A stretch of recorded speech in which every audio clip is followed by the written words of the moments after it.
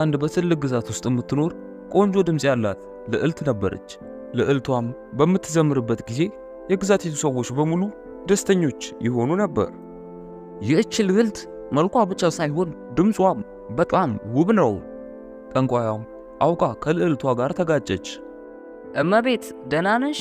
ነገር ግን ጠንቋያ መልስ አልሰጠቻትም። ይልቁንስ ድምጿን ሰረቀቻት።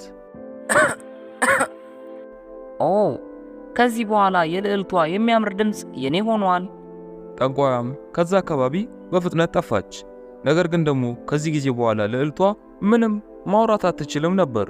በዚህም የተነሳ በክፍሏ ውስጥ ተኝታ ታለቅስ ነበር። ይህንንም የልጁን ጭንቀት የተመለከተው ንጉሡ አባቷ በጣም ብዙ ጎበዝ ሐኪሞችን አስጠራ። ንጉሥ ሆይ የልዕልቷ በሽታ በጣም እንግዳ ነው።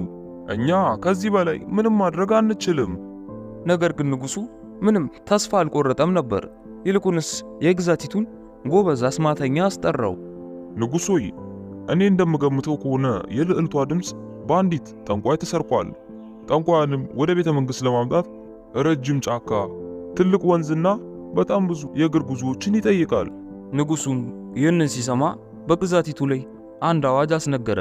በጣም ጎበዝና ጠንካራ የሆኑ ሰዎች እንዲመጡና ጠንቋያን ወደ ቤተ መንግሥት ያመጣ ሰው በጣም ብዙ ገንዘቦችን እንደሚሸለም ተነገረ። በዚህም ጊዜ ከጥቂት ቀናት በኋላ በንጉሡ ፊት ሁለት ሰዎች ቀረቡ። ሁለቱ ሰዎች ወንድማማቾች ሲሆኑ የታላቁ ስም ብሬ፣ የታናሹ ደግሞ ካርል ነበር። ብሬ ጎበዝ አዳኝ ነበር። ነገር ግን ደግሞ ለታናሹ ወንድሙ ጥሩ አመለካከት አልነበረውም። ካርል ደግሞ በጣም የዋና ጥሩ ሰው ነበር። ንጉሥ ሆይ አንድ ጎበዝና ታላቅ አዳኝ ይህንን ሥራ ለብቻው መወጣት ይችል ነበር። ንጉሥ ሆይ እኔ እንስሳቶችን የማውራትና የመግባባት በጣም ትልቅ ችሎታ ስላለኝ አንድ ላይ በመሆን ጠንቋያን ወደ ቤተ መንግሥት የምናመጣት ይሆናል። ይህንም በመስማቴ በጣም ተደስቻለሁ። አንድ ላይ ተባብራችሁ በመስራት ጠንቋያን ወደ ቤተ መንግሥት እንደምታመጧት ተስፋ አደርጋለሁ። እንደ ቃሉ ይሁን ክቡርነቶ። በመቀጠልም ወንድማማቾቹ ከቤተ መንግሥቱ ወጥተው መጓዝ ጀመሩ። በሌላ በኩል ደግሞ ጠንቋያ በቤተ መንግሥት ውስጥ የሚፈጠረውን ነገር በሙሉ በአስማታዊው ኳሷ ስትመለከት ነበር። ኦ እኚህ ሁለት ሰዎች እኔን ለመያዝ ይፈልጋሉ። ነገር ግን ደግሞ በቅድሚያ ፈተናዎችን ማለፍ ይኖርባቸዋል። በዚህም ጊዜ ጠንቋያ አስማቷን በመጠቀም ወጥመድ አጠመደችባቸው። ነገር ግን ደግሞ ብሬ ጎበዝ አዳኝ ስለነበር ወጥመዱን በቀላሉ አገኘው። ከወጥመዱም ዘሎ አለፈ። ቀጣይ ደግሞ ተራው የታናሽ ወንድሙ የካርል ነበር። ካርልም በጥግ በኩል እያለፈ ሳለ የእባቦቹ ጉድጓድ ውስጥ አንድ ትንሽዬ አይጥ አየ። ካርልም አይጡ እንዲሞት ጉድጓድ ውስጥ ጥሎት ማለፍ አልፈለገም። ይልቁንስ አይጡን ከጉድጓድ ውስጥ አወጣው። ከዚህ በኋላ እንዲህ አይነት መጥፎ ቦታዎች ውስጥ እንዳትገባ። አመሰግናለሁ ወጣቱ።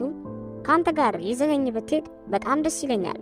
ምናልባት እኔም ዕዳዬን መላሽ ልሆን እችላለሁ። በዚህም ጊዜ ካርል አይጡን ከሱ ጋር አንድ ላይ ይዞት መሄድ ጀመረ። ነገር ግን ደግሞ ብሬ ትንሹን አይጥ ሲመለከት ደስተኛ አልነበረም። ካርል እንዴት በዚህ አይነት ትልቅ ጉዞ ላይ እንዲህ አይነት እንስሳ ይዘህ ትመጣለህ?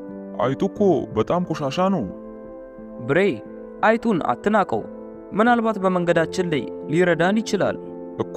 በአይጥ መረዳት ይህ በፍጹም የማይሆን ነገር ነው። ብሬም ይህንን እንደተናገረ ተበሳጭቶ መሄድ ጀመረ። በሌላ በኩል ደግሞ ጠንቋያ እንዲህ ስትል ተናገረች። በሚያስገርም ሁኔታ የመጀመሪያውን ፈተና አልፋችሁታል። ነገር ግን ደግሞ ሁለተኛውን ፈተና በፍጹም ልታልፉት አትችሉም።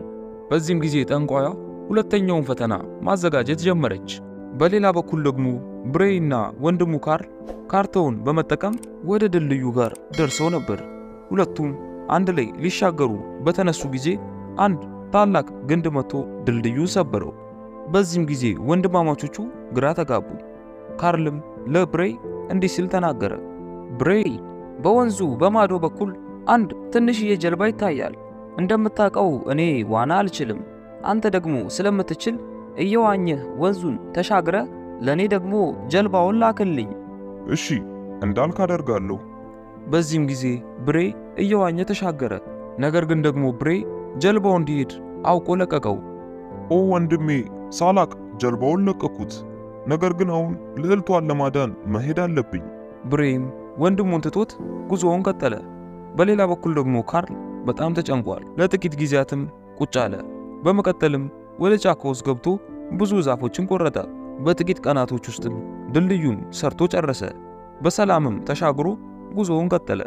ካርልም ጉዞውን እየቀጠለ ሳለ አንድ ትልቅ ጩኸት መስማት ጀመረ። ጩኸቱም የሚመጣው ከታላቅ ወንድሙ ከብሬ ነበር። ብሬይንም በጣም ትልቅ ዝሆን እያባረረው ነበር። ብሬ ምንም ያህል በጣም ጠንካራና ጎበዝ አዳኝ ቢሆንም እንኳ ይህንን ዝሆን መቋቋም አልቻለም ነበር። ምክንያቱም ይህ ዝሆን በጠንቋያ የተላከ ነበር። ታዲያም ብሬ በሚችለው አቅም በሙሉ እየሮጠ ከዛ አካባቢ ሄደ። ነገር ግን ደግሞ ካርል ቆሞ ዝሆኑን ማናገር ጀመረ። እባክህ ታላቁ ዝሆን ሆይ ተረጋጋ። እኛ እዚህ ማንም ላይ ጉዳት ለማድረስ አልመጣንም። እኛ ጠንቋያን ወደ ቤተ መንግሥት ለመውሰድ ነው የመጣነው። ነገር ግን እናንተ ሰላም ነስታችሁኛል። በዚህም የተነሳ ማንም እንዲያልፍ አልፈቅድም። በዚህም ጊዜ ትልቁ ዝሆን በንዴት ማጓራት ጀመረ። ካርልም የዝሆኑን ሁኔታ ሲመለከት በጣም ተጨነቀ። ትንሿም አይጥ ካርልን ለመርዳት አሰበች። እናም በራሳቸውም ቋንቋ ለዝሆኑ ሁሉን ነገር ነገረችው። በዚህም ጊዜ ዝሆኑ በማይታመን ሁኔታ ወደ ኋላ ዞሮ ተመለሰ። የዝሆኑንም ወደ ኋላ መሸሽ ብሬይ ሲመለከት ወደ ካርል ጋር ቀረበ። ታዲያም ብሬይ ዝሆኑ እንዴት እንዳባረረው ለካርል ማስረዳት ጀመረ። ከብዙ ልፋትም በኋላ ወደ ጠንቋያ ቤት ቀርቤ ነበር። ታዲያም ወደ ጠንቋያ ቤት ከመግባቴ በፊት አንድ የማላውቀው ዝሆን መጥቶ አባረረኝ። ቅድም ባየኸውም መንገድ ሸሸው። ካርል፣ እስካሁን ላደረግኩ ነገር በሙሉ ከልቤ ይቅርታ ጠይቃለሁ። ወንድሜ ብሬይ ምንም ችግር የለውም። ነገር ግን በቅድሚያ ጠንቋያን መያዝ አለብን። ወንድማማቾቹም አንድ ላይ ወደ ጠንቋያ ቤት ገቡ። ነገር ግን ደግሞ ጠንቋያ እንደመጡ አውቃ ነበር። በማይታመን ሁኔታ ሁሉንም ፈተናዎቼን አልፋችሁ እቤቴ ደርሳችኋል። አንቺ መጥፎ ጠንቋይ፣ የልዕልቷን ድምፅ መስረቅሽ በጣም ትልቅ ጥፋት ነው። አሁኑኑ ከኛ ጋር ወደ ቤተ መንግሥት መመለስ አለብሽ። ነገር ግን የማትተባበሪኝ ከሆነ ሁሉን ነገር በጉልበት የምንጨርሰው ይሆናል። ብሬይም በዚህ ጊዜ ጠንቋያን ለመያዝ ቸኮለ። ነገር ግን ጠንቋያ አስማቷን በመጠቀም ወደ ላይ ተንሳፈፈች። በመቀጠልም ወንድማማቾቹ አይምሯቸውን እንዲስቱ በማድረግ እርስ በርስ እንዲደባደቡ ማድረግ ጀመረች። ታዲያም በዚህ ጊዜ ሁሉንም ነገር ሲመለከት የነበረው ትንሹ አይጥ አንድ ነገር ማድረግ እንዳለበት ተሰማው። እናም ወደ ጠንቋያ ልብስ ውስጥ በመግባት ጠንቋያን ማስጨነቅ ጀመረ።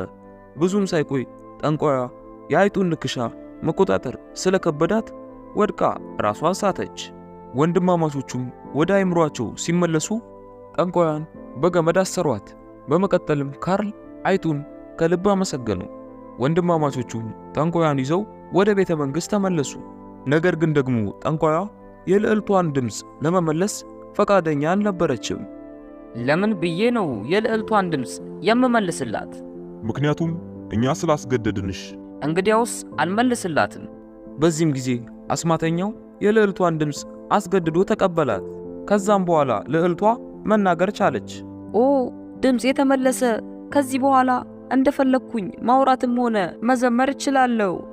ንጉሡም የልዕልቷ ድምፅ እንደተመለሰላት ሲመለከት በጣም ደስተኛ ሆነ። በእናንተ በሁለት ጀግኖች ምክንያት የልጄ ድምፅ ተመልሶላታል። በእውነቱ እናንተ በጣም ጀግኖች ናችሁ። ንጉሥ ሆይ ይህንን እኔ አይደለም ያደረኩት፣ ወንድሜ ግሬይ ነው። ምን? ንጉሥ ሆይ ሁሉም ነገር የሚገባው ለካይ ነው። ካይ ባይኖር ኖሮ ምንም ነገር ባልተፈጸመ ነበር። በጣም ጥሩ። እኔ በእናንተ በጣም ተደስቻለሁ። ካይ እንዲሁ ሳይህ ለልጄ የምትሆን ይመስለኛል። ግዛታችን ደግሞ እንዳንተ አይነት አስተዋይና ምርጥ ሰው ያስፈልጋታል። በዚህም የተነሳ ልጄ ፈቃደኛ ከሆነች አንተና እሷ ብትጋቡ ደስታዬ ነው። ግሬይ አንተም በጣም ጎበዝ አዳኝ ነህ። ለአንተም በጣም ብዙ ዕንቁዎችንና ወርቆችን በስጦታ መልክ የምሰጥህ ይሆናል። ወንድማማቾቹም የንጉሡን ንግግር ሲሰሙ በጣም ተደሰቱ። በሌላ በኩል ደግሞ ልዕልቷም ንጉሡ ባለው ነገር ደስተኛ ስለነበረች ከሁለት ቀን በኋላ ካርልና ልዕልቷ ተጋቡ። እስከሚሞቱበትም ቀን ድረስ በሰላም በፍቅር መኖር ጀመሩ።